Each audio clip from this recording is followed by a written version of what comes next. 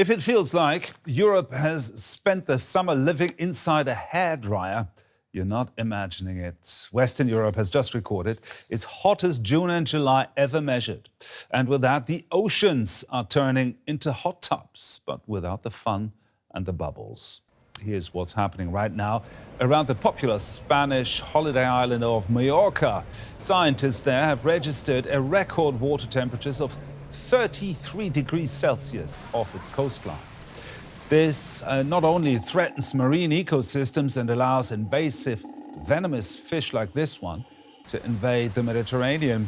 For holidaymakers and locals, the high sea temperatures mean that the coast just does not cool down, not even at night. Humidity remains high and a swim in the sea is far from refreshing. It also increases the risk of violent storms with torrential rain in the autumn. And it's not just local. Current water temperatures in the whole Western Mediterranean are 4 degrees above the long-term average. Globally, it's a similar picture. Have a look at this map. It shows sea temperatures in July this year. And red indicates areas warmer or much warmer than the long-term average. You see where this is going? Scientists also say an unusually powerful El Niño is developing in the Pacific, adding even more heat to a planet that is, as we know, already warming.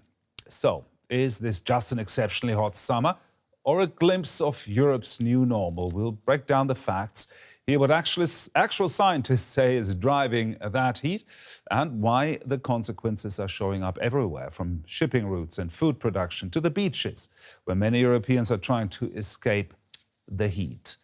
Let's, excuse the pun, dive right in.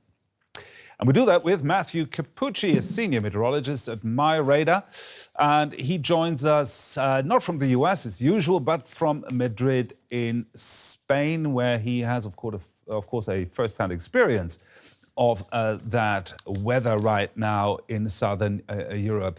Matthew, global ocean temperatures have hit record highs again. That's the headline we're seeing today. How unusual is what we're seeing right now, and what stands out most to you? What worries me is that you saw the entire map is red. I view heat almost like weight in a sense, in that, not to sound problematic, but if a person gains weight, it's really tough to lose that weight. If us as a planet, if we gain weight, or if we gain rather heat, it's very difficult to shed that heat. The heat sort of enters the system irreversibly. And so you see right there how much additional heat is being stored in the oceans. That's eventually exchanged with the atmosphere. And as a result, it just kind of lingers in our planet system for a very long time. When it comes to climate change, about 89 to 94% of all incoming heat from the sun is stored in the oceans, and that's just a really long-term thing. So that's influencing global weather and kind of starting this chain reaction process. Now, scientists say that a powerful El Niño, that's a recurring weather phenomenon, is currently developing. How much of this year's heat can be linked to El Niño, and how much is linked to long-term climate change? It's a good question. It's something that's kind of tough to parse out, in that El Nino is the opposite of La Nina. Two sides of kind of the same coin, a pendulum that goes back and forth every 2 to 7 years. And it begins with a change of water temperatures in the eastern tropical Pacific. For an El Nino, that is a warming of water temperatures in this invisible box we call the Nino region. Now, an ordinary El Nino threshold is when water temperatures for several months are about half a degree Celsius or more above the long-term mean in that box. Already we're 2 degrees Celsius warmer than typical, and we're expected to go to about 3.6 or 3.7 Celsius above normal, way above the benchmark, making this the strongest El Nino ever recorded. Now, we've been seeing for years the El Ninos keep getting a little bit stronger, and so El Nino is a natural thing, but each are becoming kind of supercharged. I liken it to if you were playing a game of basketball. Once in a great while, an average person might get a slam dunk. But if the floor was slowly being raised, suddenly you're taller and it's easier to get a slam dunk, and you do it more often. Same thing here with this El Nino being pushed into record territory. That's a very good analogy. Now let's return to the Mediterranean now. It has been exceptionally warm this summer. We've seen fires and all that. What effect does that have on weather patterns across Europe, not just there?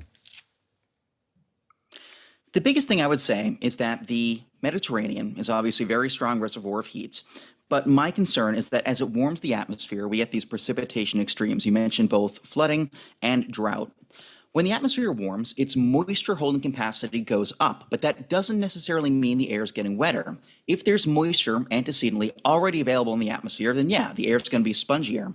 But if it's the summertime, like it is now, and it's already a dry pattern, then that warmer atmosphere can't hold more water. It's just sucking more moisture out of the ground, drying out, desiccating the landscape, and leading to more fires, as we're seeing in Spain right now. In fact, just yesterday, I was on a train from Sevilla up to Madrid leading up to the total solar eclipse, and everywhere I looked, wildfire smoke on an otherwise clear day. The sun looked this weird orangish color. So my concern in the future, we'll continue to see more fires, but additionally, once the rains come, the rains will be heavier, we'll see more flooding. It seems kind of counterintuitive, but really both are two parts of the same situation.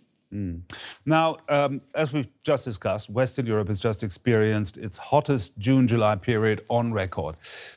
We've heard about these records in the last 10, 20 years being broken again and again and again. At what point does a record stop being an anomaly and start becoming an actual trend? You know, it's funny you mentioned that because we've actually been grappling with this as scientists. If we go back to the idea of El Nino, for years we've had this metric called the Oceanic Nino Index, ONI, and it just basically says how much different from normal are the water temperatures in that invisible box we talked about. But what we found is that the whole world is warming so much that now it's sometimes difficult to parse out the El Nino signal from just the background warming that we have globally. So now we've invented a new number called the relative Oceanic Nino Index, and we're trying to measure it a slightly different way to make it easier to kind of separate those. So you're exactly right. The fact that the entire world just keeps warming and warming and warming makes what was maybe 50, 100 years ago an exceptional event something that nowadays is just more ordinary and is kind of becoming our new baseline. Mm-hmm. Let's go inland a bit. The major rivers in Europe, like the Rhine, the Seine and the Danube, are running unusually low. What's the weather conditions that created this situation, and how concerning is that for you when you hear this? I think in the next probably 30 to 50 years, a lot of the big rivers that we rely on for shipping, for commerce in Europe will normally run dry in the summertime. I think what's happening right now, although we view it as exceptional, will become a relatively typical thing in the years ahead, simply because as the precipitation patterns change and as you get more of these big blocking heat domes, these ridges of high pressure with hot, dry, sinking air that are exacerbated by human-induced climate change, you're basically kind of pushing away all the storm systems, all the rain, and so you get more of these kind of hot, dry, honestly boring weather patterns for longer in the summertime. And because of that, you're getting less precipitation during the time of year when you really need it, when you have the most evaporation. And so rivers are naturally going to start running lower and lower. I think we'll try to make up for that in the fall and the winter months, and we'll tend to see more precipitation extremes then. But I think summers in Europe are going to continue running quite a bit drier than typical, and we'll just see this big issue with the rivers in the years ahead. Would you say there are signs that Europe's climate is changing faster than many people have anticipated and currently realize? I think so. And I think the reason is sort of a nuanced one. We've been decent so far at predicting how the temperature itself will change as humans alter the atmosphere and as more heat is stored. We can reasonably predict how the baseline heat will change. But the tricky part is that we have so many positive feedback mechanisms. And what I mean is that once you give something a nudge in one direction, it starts to accelerate and it starts to kind of trigger other mechanisms too. And that's what's happening in the atmosphere and also happening across Europe. An example of a positive feedback mechanism: as we heat the atmosphere warms, the ice caps melt a little bit. Then we have less shiny, white, reflective stuff to reflect away sunlight. So we're taking in more sunlight and heat. Or another example: a warmer world is a wetter world. As we warm the atmosphere globally, we add more moisture to the atmosphere. That more moisture holds on to more heat, and so we further warm. So there are a lot of these sort of subtle feedback mechanisms that makes it tough to predict exactly what'll happen if you reach certain thresholds, if you're going to kind of knock down another domino, and if the rate of warming is going to accelerate, which is why I think a lot of the impacts we're seeing so far in Europe are kind of surprising to a lot of folks who thought this might have been a more gradual thing.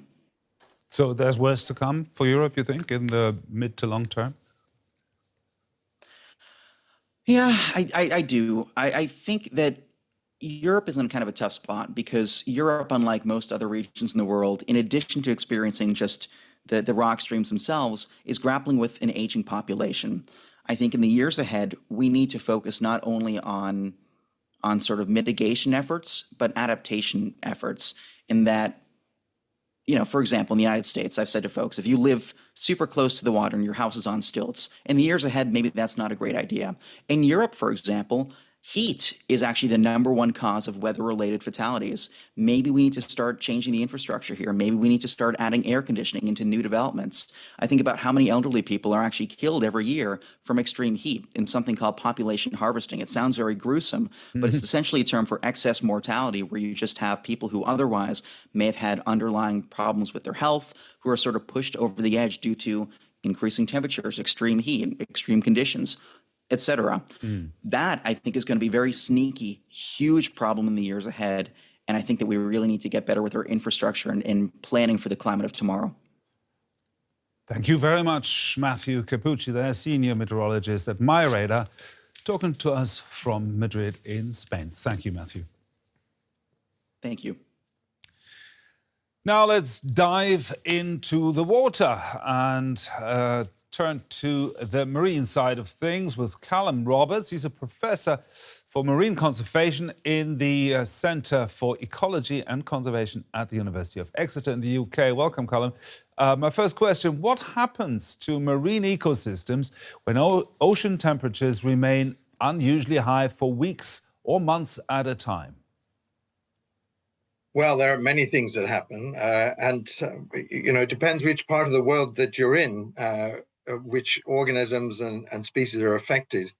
If you're on a coral reef, then the hot water temperatures cause widespread coral death after a period of several weeks of stress.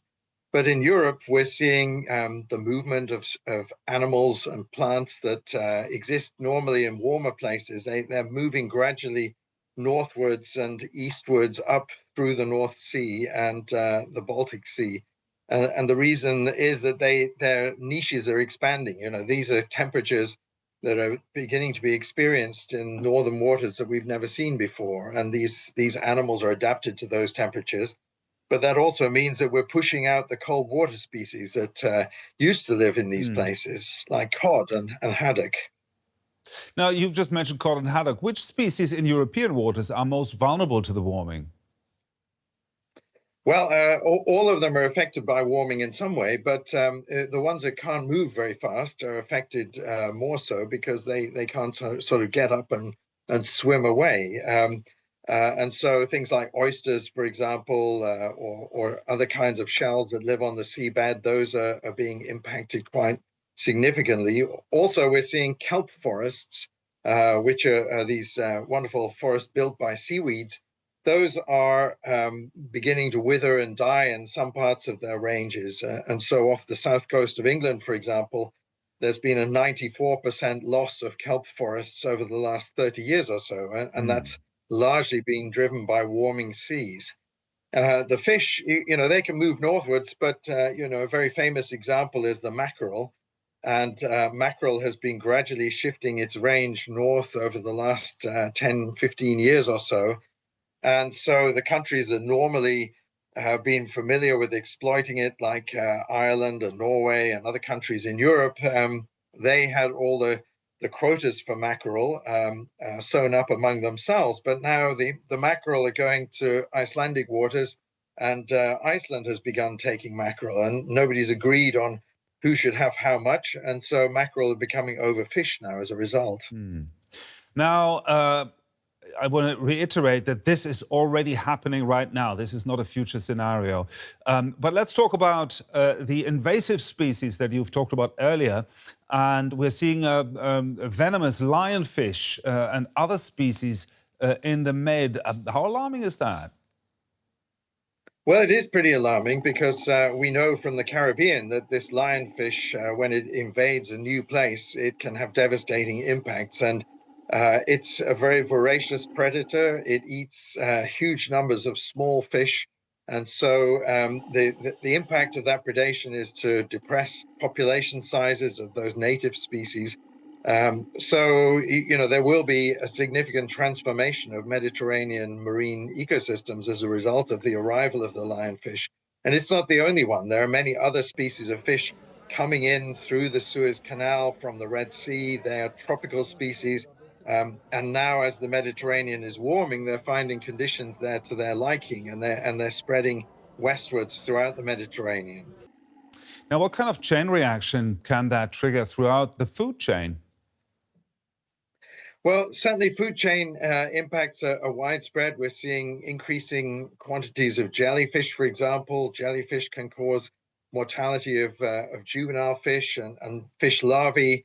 And so, that then has an impact on a whole range of different species. The loss of the kelp forest that I just mentioned, that has consequences for juvenile cod and lobsters, for example, that are living in those forests. So when you pull at one piece of an ecosystem, it's connected to all of the other pieces, and there's a whole network of connections across predators and prey and habitat. And so when one of those species gets impacted, then you see the effects spread much more widely. Now, you're an ocean guy, but still, is this what happened? What you've just described happening in the oceans? Is it comparable to what's happening in the river ecosystems?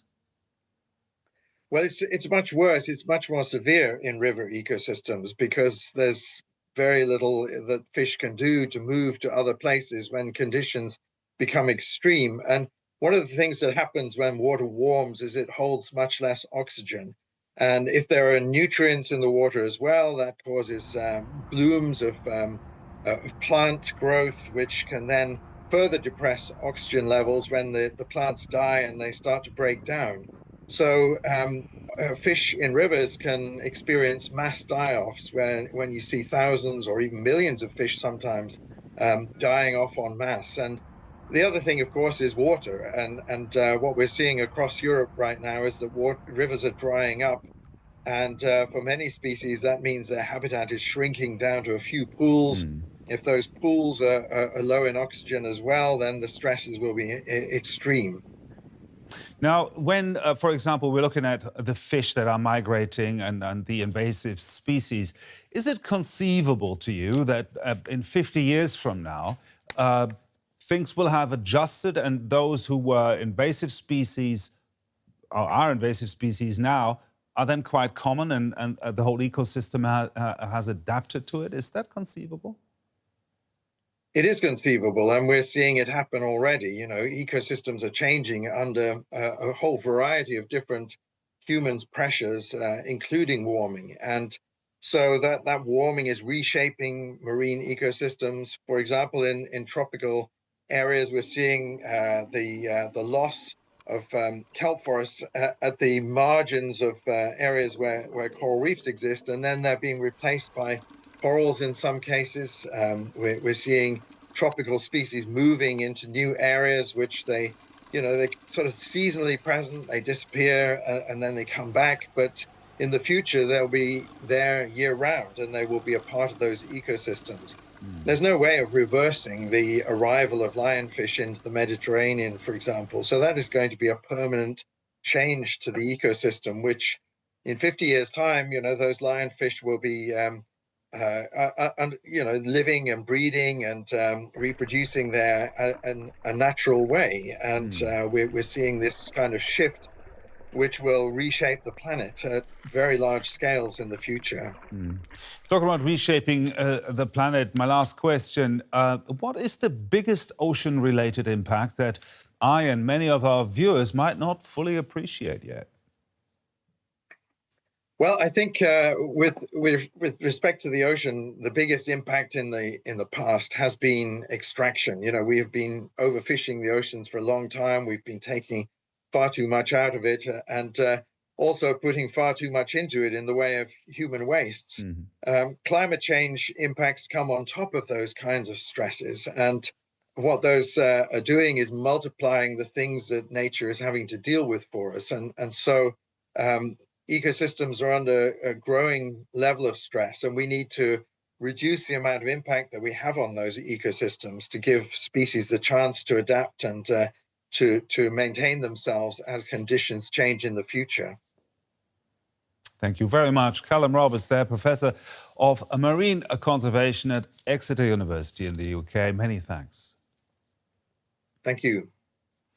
So, is extreme weather here to stay, and is it just going to get worse? And what can we do to deal with it, adjust to it? Let us know what you think down here in the comments.